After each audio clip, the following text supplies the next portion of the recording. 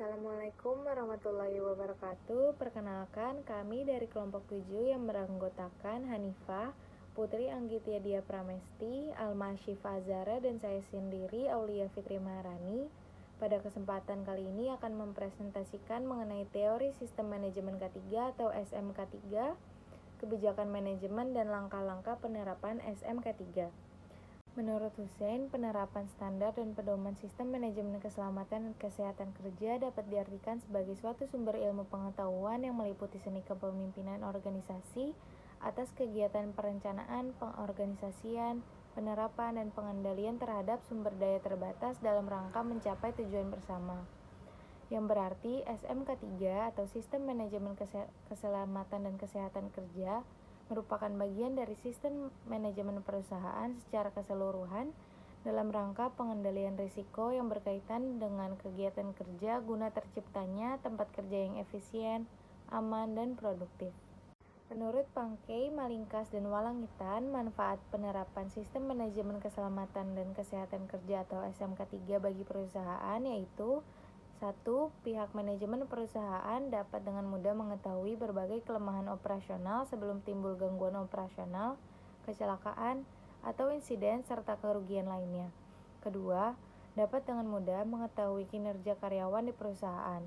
Ketiga, meningkatkan pengetahuan terhadap peraturan dan perundang-undangan bidang K3.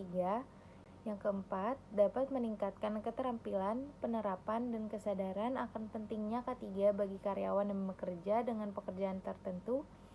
Dan yang terakhir, kelima, meningkatkan produktivitas kerja karena menimbulkan rasa aman dan nyaman bagi karyawan. Tujuan dan sasaran dari sistem manajemen keselamatan dan kesehatan kerja. Tujuan dan sasaran dari sistem manajemen K3 adalah untuk menciptakan suatu sistem keselamatan dan kesehatan di tempat kerja dengan melibatkan unsur manajemen manusia, tenaga kerja, serta kondisi di lingkungan kerja yang terintegrasi dalam rangka mencegah dan mengurangi kecelakaan dan penyakit akibat kerja, serta untuk terciptanya tempat kerja yang aman, efisien, dan produktif sehingga dapat meningkatkan produktivitas kinerja karyawan. Manfaat penerapan sistem manajemen K3. Selain itu, penerapan sistem manajemen K3 juga memiliki beberapa manfaat. Manfaat itu antara lain adalah untuk melindungi karyawan, untuk mematuhi aturan dan undang-undang yang berlaku, untuk meningkatkan tingkat kepercayaan dan kepuasan pelanggan terhadap perusahaan, serta untuk menciptakan sistem manajemen yang efektif dan lingkungan kerja yang nyaman. Baik, penjelasan selanjutnya adalah kebijakan manajemen. Berikut adalah kebijakan manajemen yang harus dilaksanakan oleh sistem manajemen, yaitu yang pertama adalah menempatkan organisasi keselamatan dan kesehatan kerja pada posisi yang tepat.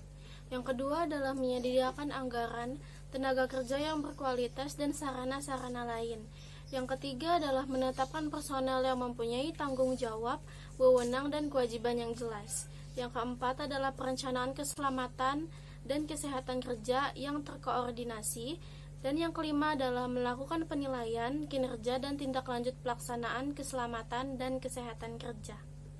Penerapan sistem manajemen K3 sesuai dengan Peraturan Menteri Tenaga Kerja Nomor PER-TK05-MEN-1996 Bab 3 terkait dengan penerapan sistem manajemen K3. Pasal 3 menyebutkan bahwa menetapkan kebijakan dan keselamatan dan kesehatan kerja serta melaksanakan penerapan komitmen sistem manajemen K3. Yang selanjutnya dalam merencanakan pemenuhan kebijakan, tujuan, dan sasaran penerapan keselamatan dan kesehatan kerja.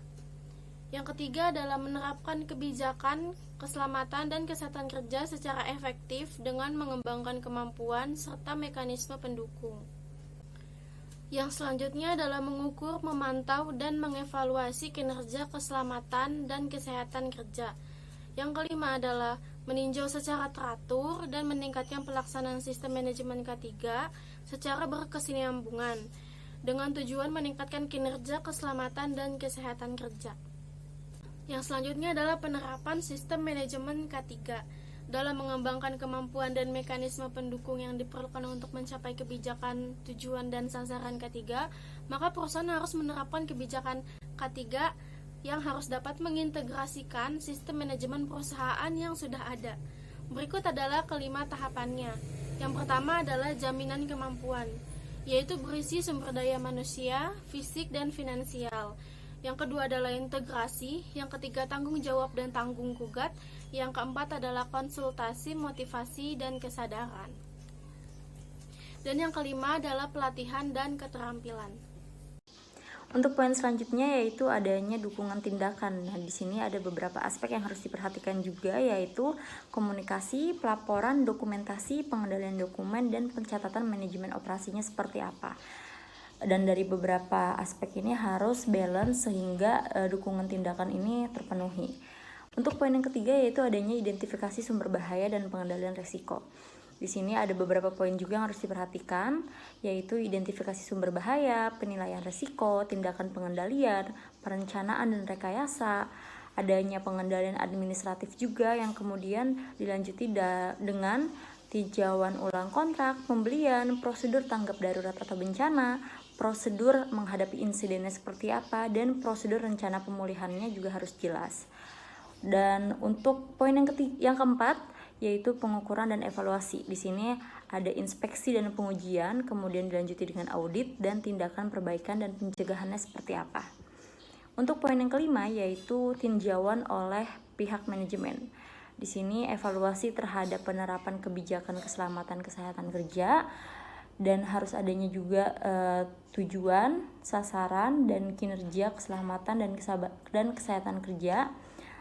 Kemudian dilanjuti dengan hasil temuan dari audit sistem manajemen K3, kemudian adanya evaluasi yang harus sesuai dengan perubahan peraturan perundangan, tuntutan dari pihak yang terkait dan pasar, perubahan produk dan kegiatan perubahan struktur organisasi perusahaan, perkembangan ilmu pengetahuan dan teknologi termasuk epidemiologinya apa, pengalaman yang didapat dari insiden keselamatan dan kesehatan kerja, kemudian dilanjuti dengan pelaporan, dan yang terakhir umpan balik khususnya dari tenaga kerja. Jadi teman-teman, memang banyak banget teori sistem manajemen K3 dan langkah-langkah penerapannya seperti apa yang harus kita terapkan sesuai dengan perundang-undangan atau aturan yang sudah ada, sehingga tidak adanya sesuatu hal yang tidak diinginkan terjadi.